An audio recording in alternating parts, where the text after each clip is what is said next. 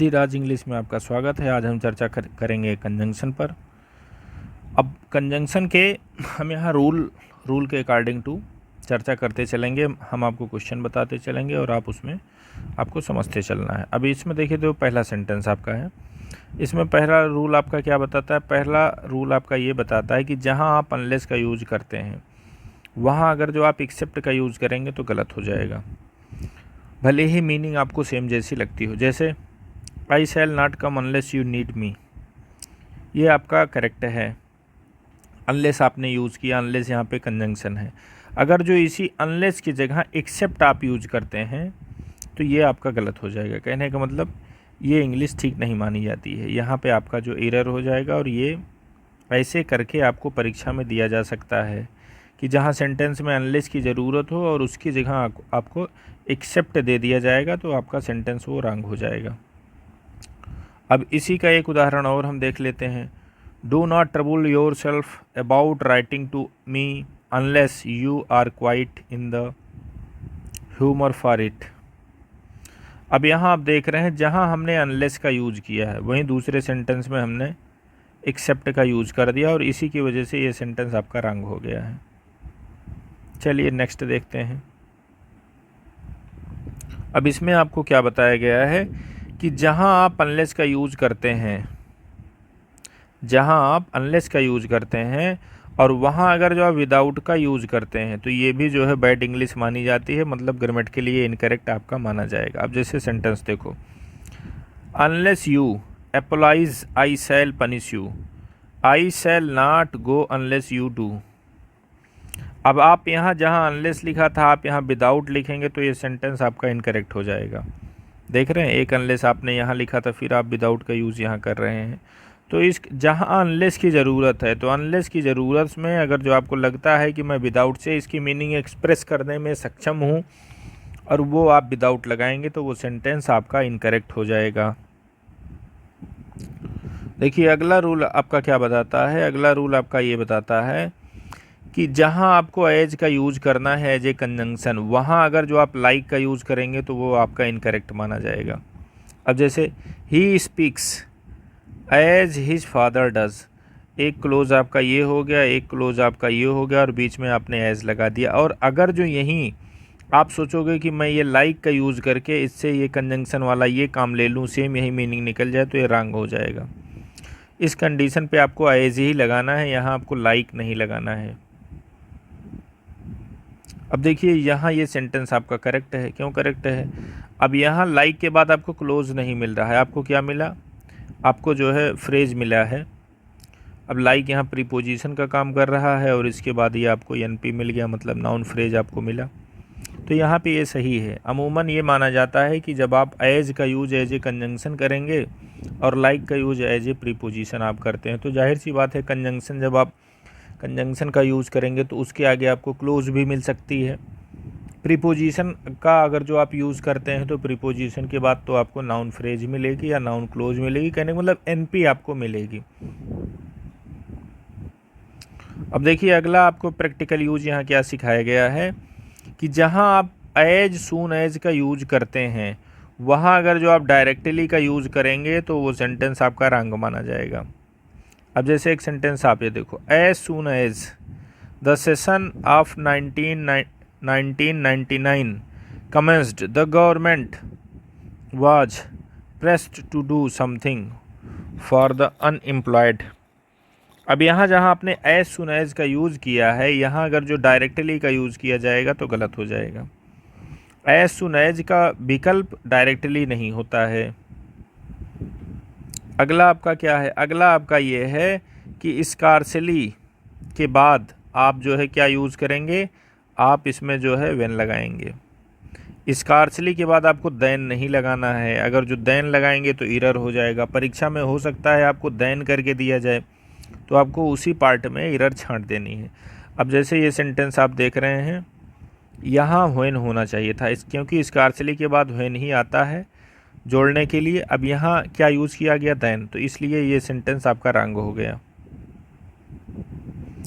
अब अगले रूल में आपको बताया गया कि नो सूनर अगर जो आप यूज़ करते हैं तो नो सूनर के बाद आपको क्या लगाना है, आपको दैट लगाना है। उस अगर जो आप बट लगाएंगे तो गलत माना जाएगा। अब जैसे यहाँ देखो, no sooner had he returned then he was off again.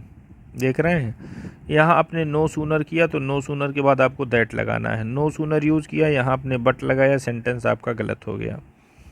और जितने भी नेगेटिव स्टार्टिंग आपके शब्द होते हैं, किसी नेगेटिव से सेंटेंस की आप स्टार्टिंग करते हैं तो वो इन्वर्जन लेता है। इन्वर्जन कहने का मतलब जो ऑक्सिलरी वर्ब होती है वो सब्जेक्ट के पहले आ जाती है। अब यहाँ देख रहे हैं, ही आपका सब्जेक्ट है, इसके पहले आपकी ऑक्सिलरी वर्ब आ गई है, तो ये वर्ब का इन्वर्जन इसने लिया है। अब यहाँ आपको कुछ जो है एक्सप्रेशन अवेयर कराने हैं, उनको उनके बारे में आपको जानकारी देनी है कि क्या चीज़ सही है और क्या चीज़ आपका गलत है।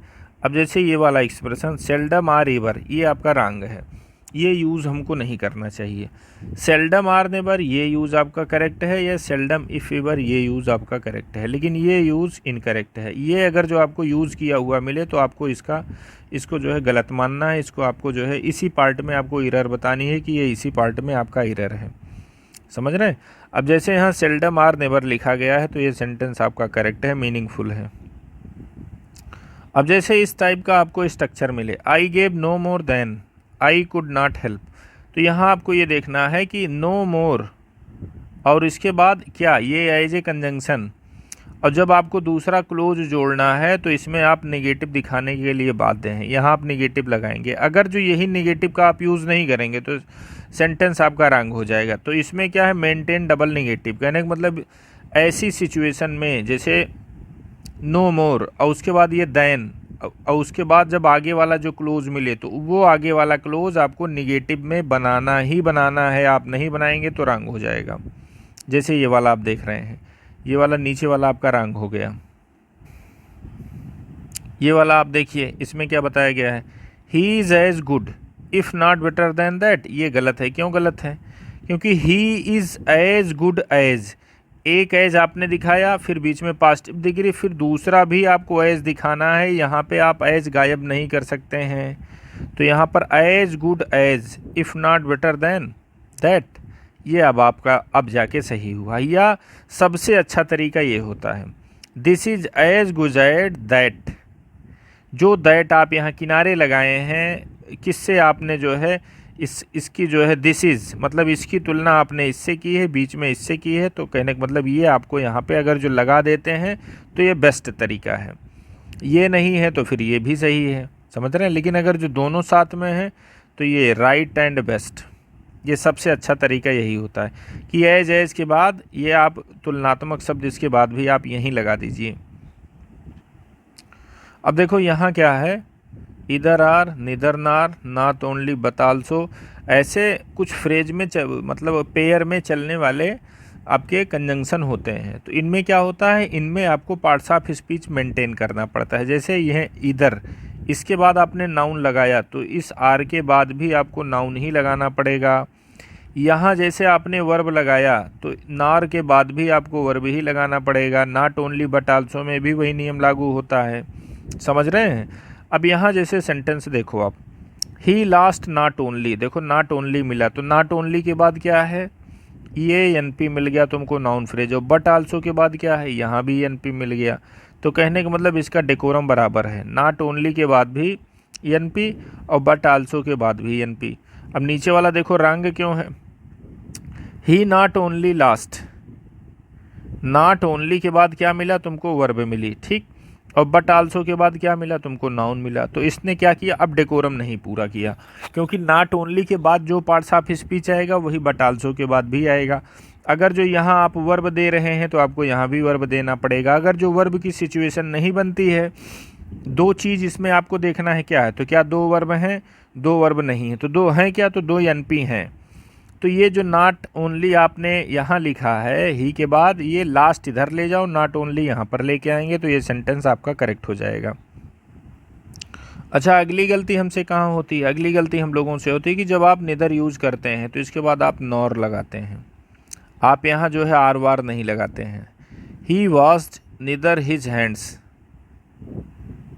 नॉर हिज फेस, समझ रहे हैं। तो यहाँ आपने क्या किया, निदर के बाद आपने नार लगाया। अगर जो इसे निदर के बाद आप आर लगा देते तो ये सेंटेंस आपका रंग हो जाता, जैसे यहाँ पे है। अब यहाँ क्या है, नॉट आइदर। अब नॉट आइदर के बाद आपको आर लगाना है, न कि नार लगाना है। अब यहाँ देख रहे हैं नॉट भले है, लेकिन यहाँ क्या है, आइदर। तो आइदर के बाद आपका आर लगता है, नाइदर के बाद नार लगता है, लेकिन आइदर के बाद आर लगता है। तो नॉट आइदर वाले में ध्यान दीजिएगा कि आगे आपको आर मिलेगा, नार नहीं मिलेगा। अगर जो आप नार लगा देते हैं तो दिक्कत हो जाएगी, गलत हो जाएगा।